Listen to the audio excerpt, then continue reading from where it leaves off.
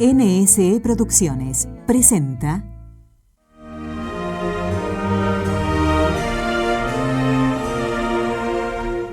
Vamos de camino. Te ofrecemos variadas entrevistas sobre temas de espiritualidad y filosofía aplicada a tu vida práctica. Como discípulos de Jesús, vamos de camino.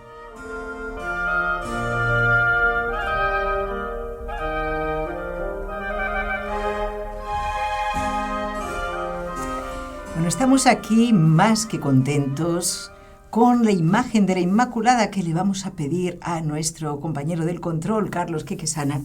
¿Por qué? Porque hoy vamos a hablar con el doctor Alsina nada menos que de San Maximiliano María Kolbe. Muchísimas gracias por esta Madre de Dios Inmaculada. Estoy segura de que San Maximiliano Kolbe hubiera querido que ella presidiera este programa dedicado a rememorar los datos principales de la vida de San Maximiliano. Mártir, pero no un mártir como los demás. Y todo esto se lo vamos a preguntar y vamos a disfrutar con esta vida, con algunos documentos gráficos, además de la época del santo, pues con la grata presencia del doctor José María Alsina, como saben, doctor en Filosofía y Letras, rector honorario de la Universidad Abad Oliba, y bueno, muchas cosas más, y que sigue trabajando, que esto es lo más bonito, sobre todo aquí con NSE, que es lo que más agradecemos. Por eso, doctor Alsina, el interés de usted por San Maximiliano Kolbe le viene de su martirio tan especial, o cómo, porque se venera como santo confesor de la fe o como mártir, no sé, bien, explíquenos todo esto.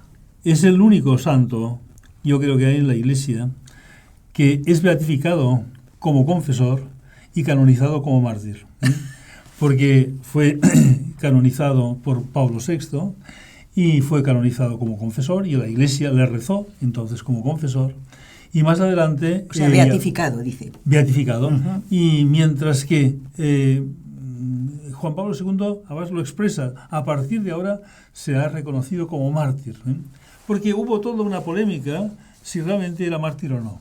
¿Por qué? Explíquenos. Es bonito, es muy interesante. ¿Qué es el martirio? El martirio es un testimonio de fe y que mueren, digamos, dando testimonio de su fe y son, digamos, y van al martirio, son sacrificados en odio a la fe. Y entonces había que ver si esto fue así o no, el Maximiliano Kolbe, porque dicen, bueno, no fue en odio a la fe, fue una cosa distinta. Ya señala lo siguiente, y esto trabajó mucho Juan Pablo II, él como polaco, porque incluso algunos señalaban que, bueno, en parte la muerte de San Maximiliano es porque se sentía polaco, porque en la segunda vez, bueno, no sé si después sale, cuando él lo llevan al campo de concentración, antes lleva a la concentración, decir si quiere ser alemán. Exacto, porque su apellido Kolbe se prestaba fácilmente, hubiera podido salvarse. Y es más, cuando era joven, digamos, los compañeros decían, tú tienes un apellido alemán, porque bueno, Polonia... Y él se defendía, decía, yo soy polaco. Y entonces él dijo, bueno, que él no. Entonces era una cuestión de patriotismo. Lo llevaron al campo de concentración por patriotismo. Bueno. Vale. Bueno, este es un tema, pero... había otro, digamos, después se mira con delicadeza, digamos, su biografía, y en la misma, digamos, el campo de concentración inicialmente iba con el hábito, iba con el hábito hasta que se lo prohibieron, y él sufrió torturas, digamos, como consecuencia de manifestarse sacerdote. Su fe y de no soltar su rosario. O sea, que esto, digamos, realmente hubo una persecución como sacerdote. Totalmente. Y después tuvo la delicadeza, Juan Pablo II, de decir, es mártir de la caridad. Esto es precioso. Mártir de la caridad. Porque se ofrece, digamos, no meramente, digamos, se ofrece con un acto de amor. Un amor a Dios y al prójimo, que es amor a Dios. Y por lo tanto, en este sentido, puede ser considerado como mártir. Un mártir, por lo tanto, digamos, que tiene este carácter específico, que es confesor, porque... Recuérdenos lo que es un confesor de la fe, porque no todo el mundo lo sabe. Confesor de la fe quiere decir que toda su vida, digamos, manifiesta la fe en todas sus obras y en sus virtudes heroicas. Esto de tal forma que a veces hay algún mártir que han dicho, este mártir, aunque no hubiera sido mártir, se hubiera podido canonizar porque su vida realmente es de confesión de la fe. Confesión de la fe. Muy bien, entendido, pero claro... Por otro lado, los confesores de la fe normalmente son religiosos, sacerdotes, digamos, aunque todo laico también, digamos, confiesa la fe, digamos, a lo largo de su vida si es canonizado. Perfectamente bien. Cuéntenos algunos rasgos de su vida familiar, vamos a situarlo en la historia, en tiempo y lugar, ¿no? Juventud, sí. Vocación sacerdotal. Bien, él nace a finales del siglo XIX, 1893, una familia sencilla, diríamos de 5 hijos, 2 murieron, parece que ser, diríamos, y una familia muy franciscana porque, bueno, hay varios avatares a lo largo de su vida, pero todos ellos en un momento son franciscanos, aunque hay hasta los padres. Sí, hasta los padres. La madre entró benedictina, pero después pudo entrar franciscana, y el padre entró franciscano, no le probó, se hizo terciario, quedó a la venta de objetos religiosos. Un hermano murió como un santito, sucediendo a él en Polonia, digamos, en la ciudad de la Inmaculada, y otro hermano un poco más problemático. Pero, digamos, una familia en que se ve que la espiritualidad franciscana, diríamos, penetró profundamente, y quizá esto mismo explica, diríamos, su gran devoción a la Inmaculada. Porque si uno estudia la historia de la devoción a la Inmaculada, los franciscanos siempre se han distinguido. Cuando en la Iglesia había ciertas dificultades para explicar teológicamente que la Virgen también había sido preservada del pecado original, que parecía, digamos, difícil de explicar, y algunos escoto, digamos, el franciscano, que él defendía capa y espada, y han sido siempre los franciscanos, digamos, grandes inmaculistas. Y gracias a él fue definido el dogma, podemos decir. Si la argumentación de un escoto no es la más precisa, sin embargo, digamos, la devoción que los franciscanos y un escoto, digamos, delante de ellos, digamos, inspiran, digamos, y difunden, digamos, influyó mucho, claro. Y obligó a pensar, porque que fue, diríamos, redimida también, porque la Virgen es redimida. Claro. Este es el problema, digamos, la redención es universal, pero fue recibida de forma antecedente al pecado original, digamos, de una forma... Aunque digamos, Jesús nació, lógicamente, después de ella, de su madre, pero digamos, por los méritos de Cristo fue redimida del digamos, pecado. Mientras ya muchos teólogos afirmaban que la Virgen nació sin pecado, pero fue, digamos, le fue redimido como a San Juan Bautista en el seno de su madre, pero la Virgen no, fue concebida sin pecado original, Díganos, cuando él era, aquí lo vemos en una fotografía como estudiante, era la época en que él estuvo en Roma, allí tuvo también una iluminación muy especial. Bueno, la tuvo ya antes de Roma, me parece. Bueno, sí, cuéntenos lo de su infancia, porque es muy bonito. Sí, las dos infancias, él, digamos, en un momento, la Virgen le aparece con 2 coronas, la corona de la pureza y la corona del martirio. Y parece que en sus palabras es como un sueño, una aparición, digamos, la Virgen le invita a tomar una corona, y él dice que la quiero las 2. Y entonces siempre se señala en su biografía, digamos, que realmente fue así. Fue que a lo largo de su vida él fue realmente, digamos, un hombre de una pureza intachable, digamos, total en su vida dedicada a Dios a través de la Virgen, y después murió mártir. Su madre, que le sobrevivió pocos años, cuando tiene noticia de que su hijo ha muerto, dice, esto estaba profetizado. Ya desde su infancia, con este sueño, él había anunciado que moriría mártir. Digamos, es muy bonito el sueño. Lo asumió plenamente. Sí. Y lo de la vocación sacerdotal, pues dentro de la orden franciscana, lógicamente. Sí. Digamos, la espiritualidad de San Francisco y el contacto con los franciscanos ya en Roma, digamos, le supuso realmente una atracción, que es lo que da lugar realmente, digamos, pero a esta vocación religiosa, vocación sacerdotal, pero esta vocación, digamos, hay que señalar que él, teniendo, digamos, una ansia misionera, digamos, muy intensa, sin embargo, en Roma recibe una formación muy amplia, porque saca el doctorado en teología, saca el doctorado en filosofía, y ya, digamos, en estos años, digamos, ya no obstante, el tema de la Inmaculada constituye el centro de su vida, porque funda, antes de ser sacerdote, digamos, ya la Milicia de la Inmaculada. La Milicia Inmaculada, que es una de las grandes obras que va a permanecer a lo largo del tiempo hasta nuestros días. Sí, sí, que continúa totalmente viva. Y, digamos, con una digamos, visión de que la Inmaculada tiene que ser, digamos, el camino para la conversión del mundo. No simplemente, digamos, su vida, sino la conversión del mundo. Esto estará muy presente en su vida. Tenemos dos cosas, digamos, me parece que influyen de una forma decisiva. En primer lugar, influye de forma decisiva la proclamación del dogma de la Inmaculada por Pío IX. Esto fue un momento en la Iglesia, digamos, de una intensidad mariana muy grande. Muy grande, ¿por qué? Porque Pío IX, en momentos, digamos, el pontificado de Pío IX es un pontificado difícil. Uy, pobrecito difícil, estuvo. Cuando la Iglesia pierde los estados pontificios, recibió una persecución tremenda, tuvo que salir de Roma, volvió a Roma. Pero cuando proclama la Inmaculada, allí en la bula de proclamación Inefabilis Deus, señala lo siguiente, que la Inmaculada es el triunfo de la gracia de Dios en el mundo. Y el anuncio de que no simplemente ha triunfado en María, sino triunfará en el mundo. Y que, por lo tanto, todos los errores que en aquel momento se viven y todas las dificultades serán superadas. Y, por lo tanto, anuncia, digamos, la conversión del mundo. Y esto le va a penetrar a Maximiliano. Y el otro hecho que va a influir mucho, porque claro, la confirmación de la Inmaculada es Lourdes. Digamos, esto siempre se señala así, digamos, con aquella, digamos, situación tan peculiar, porque la Bernadette, cuando oye las palabras de la Virgen, y se lo va a decir porque le pregunta a la Virgen quién es, la Virgen, yo soy la Inmaculada, palabras que Maximiliano va a recordar después y va a reflexionar sobre ello, porque la Virgen ha dicho yo soy la Inmaculada Concepción, digamos, ¿qué quiere decir con ello? Y va al cura, al Pelliremal, a decirle, bueno, ¿quién te ha parecido? Pues me ha dicho, yo soy Inmaculada Concepción. Imposible. Esto no te lo ha podido decir la Virgen.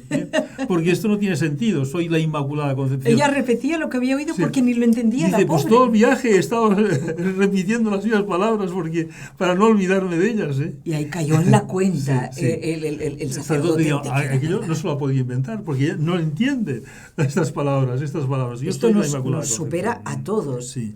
Entonces, San Maximiliano Kolbe señala que Lourdes constituye realmente una revelación de lo que es la Virgen. Y señala, digamos, lo siguiente, lo voy a leer. Ay, sí, por favor. Lo voy a leer porque dice lo siguiente.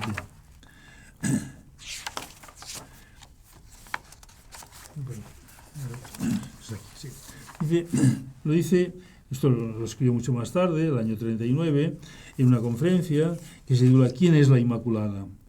A esta repentina cuestión no es posible dar una respuesta satisfactoria, pues esto supera la inteligencia humana. Ya señala, digamos, ese tema. La inteligencia humana le cuesta entender lo que significa la Inmaculada Concepción. Bien, digamos, como un inciso.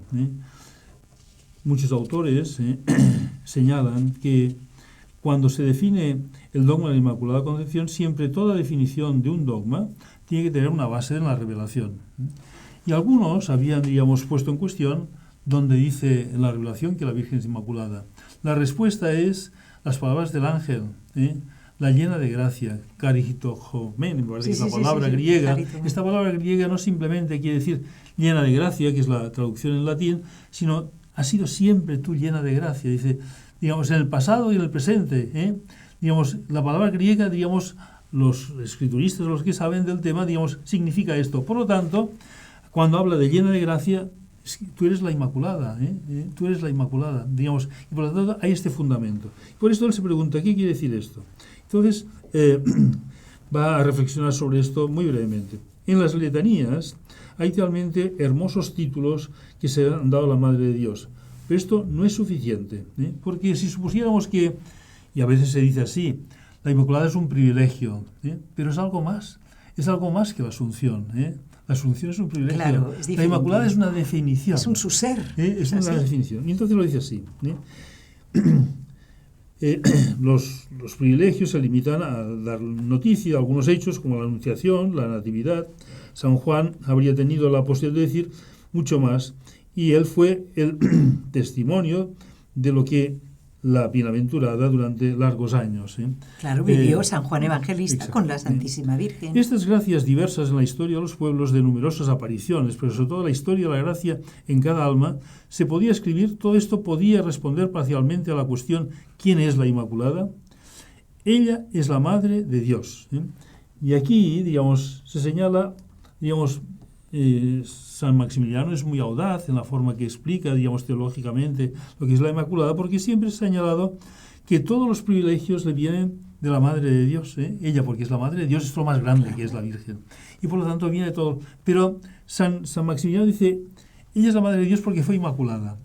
Pero fue inmaculada porque la Inmaculada es una gracia de Dios, es la presencia del Espíritu Santo en la vida de la Virgen, que le hace, digamos, disponible a ser la Madre de Dios. Y es la única en la humanidad que es la única, ser así. digamos, porque lo entenderíamos mal si pensáramos que ella es la Inmaculada porque era tan buena que era Inmaculada. No es así, Sino la Inmaculada es el don del Espíritu Santo que está en ella, digamos, que Dios la ha preparado.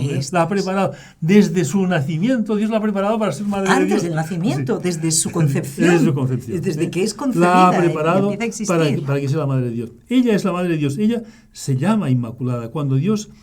Entonces, cuando Dios se ha manifestado a Moisés, Él dice él mismo, yo soy el que soy. Es decir, el ser mismo. Bueno, ahora no vamos a entrar, digamos. No.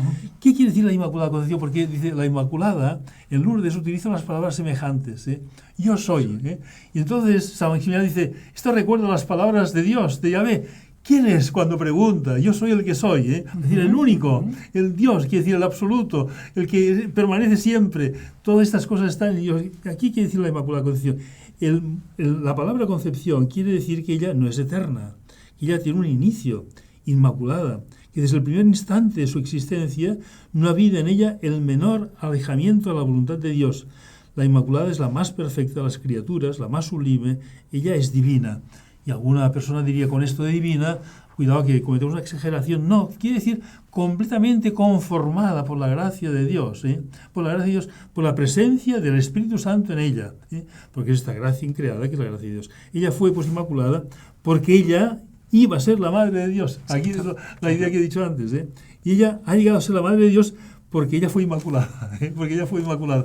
No es que la Inmaculada crea a la Madre de Dios, pero esta gracia, esta presencia del Espíritu Santo, San Maximiliano insiste mucho. La Inmaculada es la esposa del Espíritu Santo. Y la esposa, digamos, se asemeja al esposo. Se hace una unidad, esta unidad del esposo con la esposa, digamos, esta unidad entre el Espíritu Santo y la Inmaculada. Esto es importante porque cuando dice que hay que entenderlo bien, es como la encarnación del Espíritu Santo. Dice, solamente el Hijo se encarna, el Espíritu Santo no se encarna, pero de la misma manera que en Jesús hay toda la divinidad y toda la humanidad, en la Virgen, que es una mujer, y por lo tanto es la condición humana, sin embargo, la divinidad está presente, digamos, porque es la que la fecunda y la hace hija de Madre de Dios, la hizo Madre de Dios. Y no es Dios, pero es lo único que la diferencia de la Dios. Conforma completamente, claro. La conforma completamente. Y aquí, digamos, San Maximiliano, porque dice, el que es inmaculado es el Espíritu Santo, y entonces la Inmaculada es lo más parecido al Espíritu Santo, lo más semejante, lo más unido al Espíritu Santo. Pero llega más, porque dice, lo que tenemos que ser es como la Inmaculada, tenemos que ser inmaculados.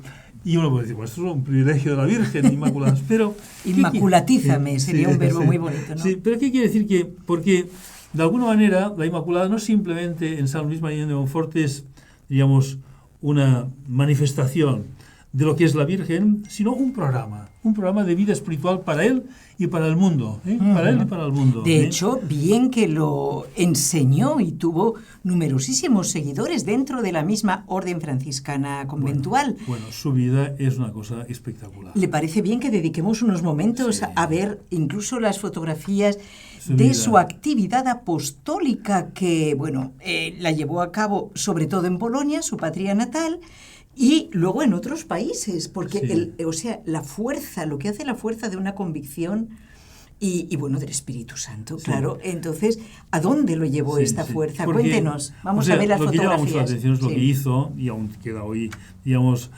presencia de ello, en esta ciudad, que usted sabe muy bien el nombre, que siempre me... Niepocalanuf, es que aprendí a pronunciarlo allí. Esta ciudad, en que realmente esta ciudad que representa, lo que fue realmente un lugar que era un pequeño convento, lo transformó en una gran ciudad, en que había realmente, digamos, un periódico, su revista, 1 millón de ejemplares llegó, digamos, a imprimir, pero era toda una ciudad. Casi 1000 monjes vivían allí. Digamos, fue realmente algo muy impresionante, y algunos, cuando él proponía sus planes, la gente decía, pero está loco este hombre. Dice, soy un loco de la Inmaculada. Él se lo decía, soy un loco de la Inmaculada. Digamos, porque inicialmente él era muy devoto. Las devociones de Maximiliano eran la María Milagrosa. ¡Ah, qué bien! La María Milagrosa. Santa Teresita. Sí, es verdad. Después de una cosa de Santa Teresita. ¿Es verdad? Y Santa Gema también. Sí, y Santa Gema y Beato Cotolengo. Ah, eso no lo sabía yo. De vivir la pobreza para que la providencia se apiade de nosotros. Dice, no quería tener inicialmente ninguna cuenta. Nada. Y toda su, digamos, cuando él proponía sus planes, bueno, ¿quién va a financiar todo esto? Va a financiarlo, digamos, la providencia. Una caja de cartón, fíjese. Con un agujero para poner dinero. Y todo eso para que vivieran 1000 frailes, claro. Ellos tenían sus propios telares, tenían su propia zapatería, sus bomberos, que todavía existen. Es muy interesante, ojalá que lo puedan visitar. Muéstrenos más fotografías, Carlos, porque lo vemos aquí, por ejemplo, con el gran invento. Están los frailes contentísimos, ¿no?, de ver. Tiene un nombre, digamos, tan de su sencillo época. y al mismo tiempo con una cabeza, digamos, técnica tremenda. Impresionante. Él inventó aparatos incluso aerostáticos para ir al espacio, ¿no? Y de una capacidad de organización. Impresionante. Pero en este mundo, digamos, las cualidades humanas, digamos, vienen como sobrelanzadas, digamos, y magnificadas, digamos, por la gracia de Dios. Totalmente. Esto es así. Es así, y él bien lo vivió, lo vamos a ver después en Japón. Entonces, unas capacidades que tenía, evidentemente, digamos, fructificaron porque pensaba que esto que él le parecía que él había descubierto, lo que es la Virgen, lo tenía que descubrir el mundo. Claro, puso toda la carne al asador. Y esto hay que darlo a conocer. Toda su preocupación era darlo a conocer mediante la Ciudad Inmaculada, mediante sus revistillas, que eran unas revistillas que algunos las criticaban porque decían que no tenían demasiada altura teológica. Muy sencillas, muy sencillas, muy populares, muy populares. Para tener esta difusión tenía que ser una cosa muy popular. Y él se dedicaba a ello, a escribir y escribir y escribir. Digamos, en este sentido, una cosa sencilla. Él que tenía una formación, como hemos dicho antes, 2 doctorados, sin embargo, digamos, su formación estaba dirigida a poder hacer este apostolado, digamos, popular. Fíjense, aquí vemos la casa Mujenzai no Sono, que está en Japón. Ahí logró también crear una comunidad. Porque él cuando vio, digamos, tuvo la capacidad de conectar con japoneses y allí aprendió el japonés. Les voy a leer una carta. ¿En japonés? No, japonés no, porque no sé japonés, pero escrita en japonés. Fíjense, él aprendió en 1 o 2 meses a hacer los caracteres de la revista. Esta carta es una carta muy sencilla. En el libro de Froissart, un libro que tiene biográfico, No olvidéis el amor, encontré esta carta y es tan sencilla. Y de alguna vez refleja, digamos, su apostolado. Y refleja la espiritualidad también de Santa Teresita. Miren, dice así: muy queridos hijos, escribiéndoos en japonés y demostrándoos que soy capaz de expresarme en esta lengua, me he dejado llevar por un gesto de vanidad. Enseguida he sentido que se aflojaba mi lazo con la Inmaculada y al sentarme delante de su estatua, he creído que me miraba con reproche y hasta con cólera. Digamos, tenía cierto carácter, un hombre simpático. Mucho, se daba cuenta hijos que míos, se había... muy amados. No deis jamás paso a... Esta carta la escribí desde Japón a sus hermanos frailes. Como él era el superior, por eso los llama hijos, pero muchos. No dejéis jamás el paso de ese sentimiento. Cuando sintáis culpables, aunque sea de un pecado grave, plenamente consciente y repetido, no os dejéis arrastrar por el desaliento. Confiaos a María, contadle vuestra falta sin examinarla, sin analizarla. Hay que confesarla, pero claro. Toda falta, aunque sea grave y repetida, Fíjese, solo debe suponer para nosotros un nuevo escalón hacia una perfección mayor. Digamos, esto es importante, no simplemente como un consejo para la vida espiritual en un mundo que se ha apartado de Dios, podemos decir un mundo que está empecatado, digamos, la Inmaculada y esta actitud de confianza en la Virgen les irá, digamos, a llevar por el camino del arrepentimiento y a Dios, y también al mundo en general, porque el tema de la Inmaculada es un tema de esperanza para el mundo. Dios ha hecho cosas grandes. ¿Qué cosa grande ha hecho? Ha hecho la Inmaculada. Totalmente, y en ella ha hecho maravillas. ¿Qué es la Inmaculada? La Inmaculada es la obra del Espíritu Santo, porque es tan devoto el Espíritu Santo, la obra del Espíritu Santo en las personas que da lugar a toda esta, digamos, vida divina en las personas. Y esto es motivo de confianza para todo el mundo. Y aquí lo señalan, porque hay que ser inmaculados. Inmaculados no quiere decir ser perfectos, sino ser capaces de aceptar toda la gracia que viene de Dios. Estar disponibles a esto. Toda falta, aunque sea grave, lo acabo de leer, solo debe suponer para nosotros un nuevo escalón hacia una perfección mayor. Efectivamente, la Inmaculada nos permite caer para curarnos del amor propio, del orgullo, para dirigirnos hacia la humildad que nos hace más dóciles a la gracia divina. Este es el secreto de toda la espiritualidad, de ser dóciles a la gracia de Dios. Aceptar lo que Dios quiere de nosotros. Porque la Virgen, por esto, antes, en otro momento, estaba hablando en otro lugar de la esclavitud, es la esclava del Señor. La esclava quiere decir toda disponible. Y la esclavitud de la Inmaculada, que parecen dos cosas muy diversas, porque la esclavitud es como una humillación y la Inmaculada es como una sobreelevación, sin embargo, van unidas, porque tanto la Inmaculada como la esclava, es la esclava que quiere hacer todo aquello que Dios quiere de ella, y ser madre de Dios. Y sigue así. Si fuéramos plenamente conscientes de nuestra miseria, no nos asombrarían nuestras faltas, sino el hecho de no haber caído aún más bajo y con mayor frecuencia, por lo que daríamos gracias a Dios. Sin la gracia divina y la misericordia y la ayuda de María, no existe pecado que no seamos capaces de cometer. Dicho esto, deseamos sentir continuamente la dulzura de la devoción a María. Esto es que lo leeríamos sin cansarnos, ¿no? Sí, Esta es una invitación y ustedes, amigos, les invitamos también a contemplar en este canal de YouTube NS. Tienen la vida de San Maximiliano María Kolbe hecha en dibujos animados por una hermana de NS también, que es muy curioso porque son dibujos animados serios, ¿no? Para mostrar cómo dio su vida en el campo de concentración. Muy hermoso, se lo recomendamos. Claro. Y bueno, nos despedimos de San Maximiliano María Kolbe. No hemos hablado del hecho más conocido, pero es más exacto, conocido. Pero por eso digo, como no nos da tiempo ahora, pero sí vamos a invitar a nuestros amigos oyentes a conectar con este vídeo, que también le invito a usted a conocerlo, donde lo relata perfectamente. Sí, que es las cosas, digamos, más conocidas y más impresionantes de su vida. Como dio la vida digamos, por aquel padre de familia que había dispuesto a ejecutarlo, y digamos, el ejemplo que dio. Porque lo decían los carceleros, cuando pasamos por cerca, donde estaba ya, en aquella cárcel que les daría para morirse de hambre, digamos, parecía que pasábamos al lado del cielo. Sí, porque él con sus 10 compañeros, y yo he estado ahí y he visto cómo era de pequeño el lugar, pues ahí se dedicaba él. Sobre todo creo que lo hizo también para ayudarles a morir bien, para estar con ellos y animarles hasta el final, como la Inmaculada lo hace con nosotros. Muchísimas gracias a la doctora Alsina. Esto no termina, les hemos invitado y también a leer el libro La Inmaculada revela al Espíritu Santo, un libro de la editorial Testimonio que encontrarán en la página web testimonio.net.